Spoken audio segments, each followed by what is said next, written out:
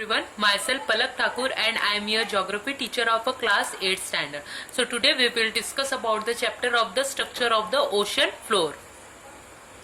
So the topic of the relief of the ocean floor. The first point that it is the relief of submerged land is called ocean relief. Second point that it is the depth from the sea floor and the shape of the land are the parameter for classifying the various submerged form of ocean relief.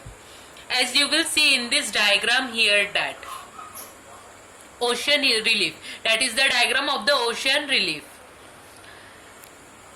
This one, it is the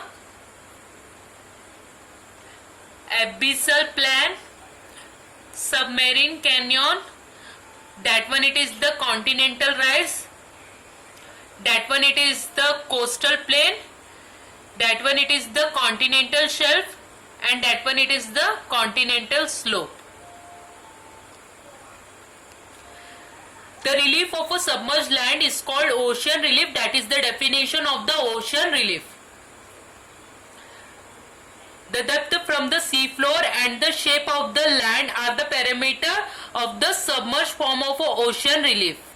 Now our next topic, that one, it is continental shelf. First point that it is the land near the sea coast and submerged under the sea is called continental shelf. Second point that it is the depth of continental shelf is about 200 meter below the sea level. Third point that it is continental shelf is useful for fishing, obtaining various mineral, natural gas and mineral oil, etc.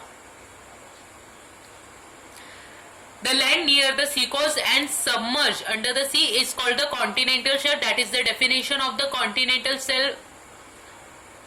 The depth of the continental shelf is about 200 meter below the sea level. Continental shelf is useful for fishing, mineral, natural gas and mineral oil, etc.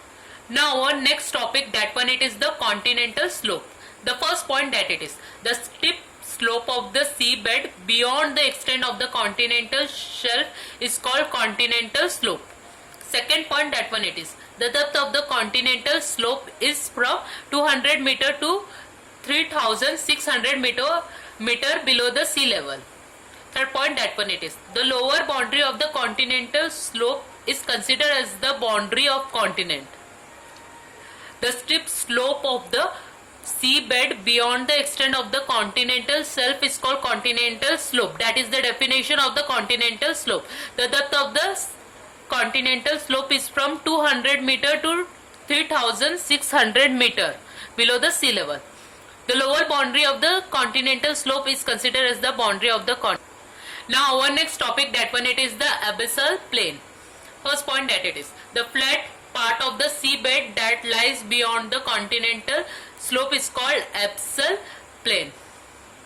Second point that it is submerged hills, submerged mountains, submerged plateau, etc. are seen on abyssal plain. First point, that is the definition of the abyssal plain. Submerged hills, submerged mountains, submerged plateau are seen on the abyssal plain. Now our next topic, that one, it is mountain range and plateau.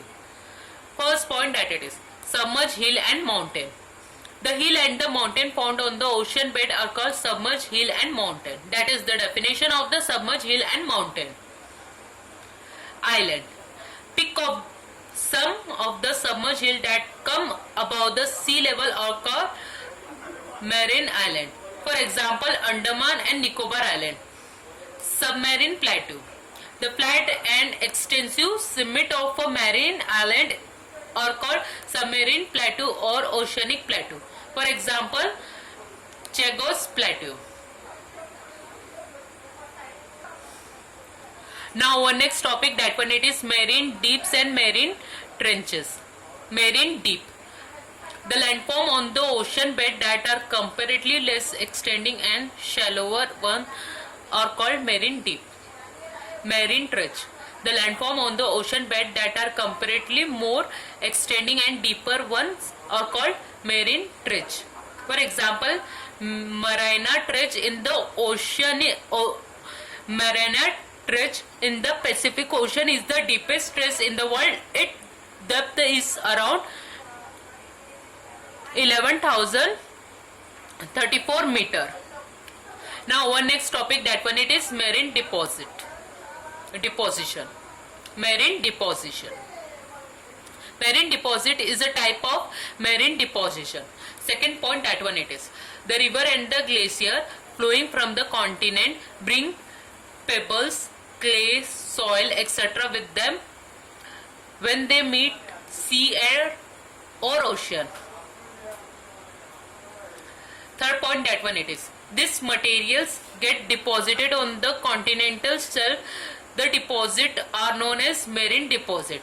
4 point, that one it is. Due to pressure of a sea water, deposition of a layer over layer of a sedimentary rock are formed. 5th point, that one it is. Marine life and the availability of a mineral in the sea bed can be studied with the help of marine deposit. Now our next topic, that one it is marine oasis. Lava and ash erupting out of a volcano, fine soil particles, remain of a plant and animal, etc. get deposited on marine abyssal plain. The deposit of those material on the abyssal plain are known as the marine oasis. Marine oasis are in the form of a fine clay. Now our next topic, that one it is deposition of a human induced material. First point, that one it is sewage, solid waste, radioactive materials, waste chemical, plastic, etc. human induced materials also get deposited in ocean. Second point, that one it is. The deposition of this material is extremely harmful to marine life and its environment. As you will see in this diagram here, that first one it is the marine deposit, second one it is the marine sediment, and the third one it is the anthropogenic deposit.